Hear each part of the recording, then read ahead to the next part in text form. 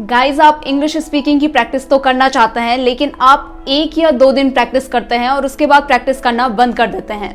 ऐसा इसलिए होता है because you do not have sufficient content. आपके पास कंटेंट की कमी है इस वजह से।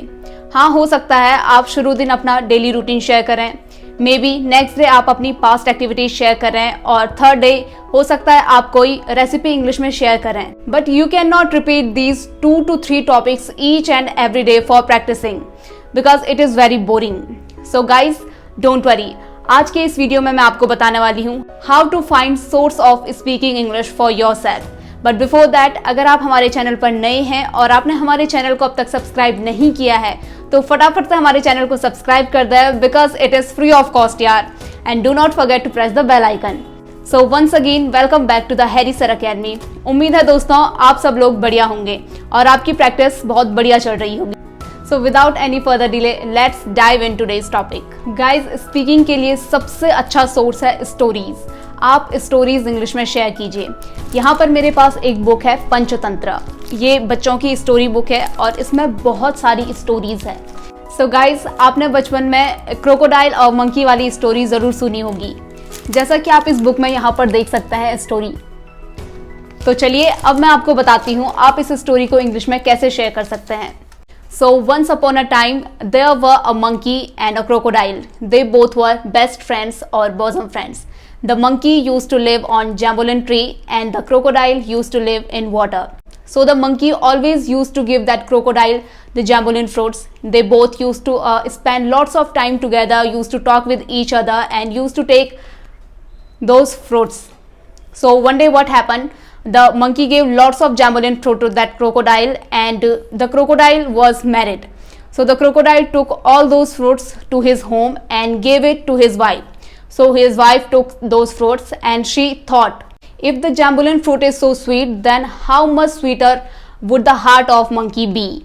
So she requested to the crocodile that just go back and bring his heart. I want to eat monkey's heart because it will be very sweet. As he lives on a jambolin tree, so he take jambolin fruit every day, so his heart must be very sweet. So the crocodile, on hearing this, the crocodile was very sad, but he had to go. So he went back to the monkey and he told him, he lied to him that my wife has called you for dinner. Actually, he lied to the monkey. So on hearing this, the monkey was very happy. So he directly jumped on crocodile's back and they both swam towards the crocodile's home. But on the way to home, the crocodile revealed the truth to the monkey that I told a lie to you. Actually, my wife wants to eat your heart. So upon hearing this, the monkey told to the crocodile that, oh my dear friend, I left my heart on the tree. Let's swim back and take that heart from there. So they both swam back to the jambolin tree and they both reached there, and as they reached near the tree, the monkey jumped on the highest branch, and from there he told the crocodile that, oh my dear friend, you are such a fool. How can anyone live without a heart? So the moral of this story is foolishness can make you take wrong decisions. So guys, आप भी same इसी तरीके से बहुत सारी अलग अलग stories daily English में शेयर कर सकते हैं। लाइक आप पंचतंत्र बुक खरीद सकते हैं। इस बुक में ऑलमोस्ट 100 स्टोरीज हैं। या फिर गाइस, अगर आप कोई और बुक पढ़ते हैं तो आपने उस बुक से जो कुछ भी सीखा है आप उसे खुद के वर्ड्स में पैराफ्रेज करने की कोशिश कीजिए, उसके ऊपर स्पीकिंग की प्रैक्टिस कीजिए। फॉर एग्जाम्पल, यहाँ पर एक बुक है who will cry when you die by Robin Sharma.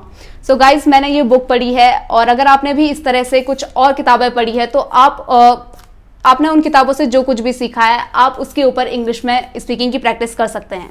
And guys, second source is daily shows.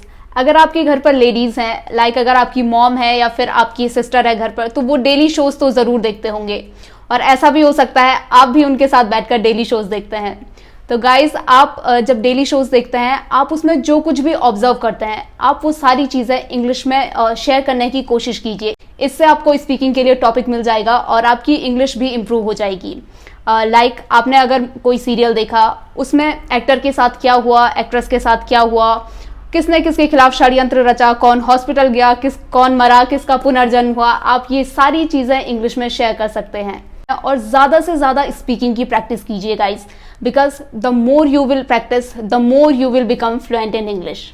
So guys, अगर आप स्पीकिंग के लिए और भी अलग अलग मज़ेदार सोर्स जानना चाहते हैं देन प्लीज़ हमें कमेंट करके बताइए, हम ज़रूर आपके लिए वीडियो लेकर आएंगे।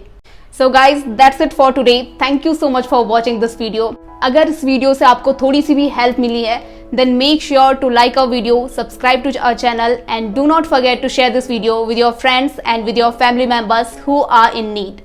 We will meet in next session. Till then, bye bye and keep learning.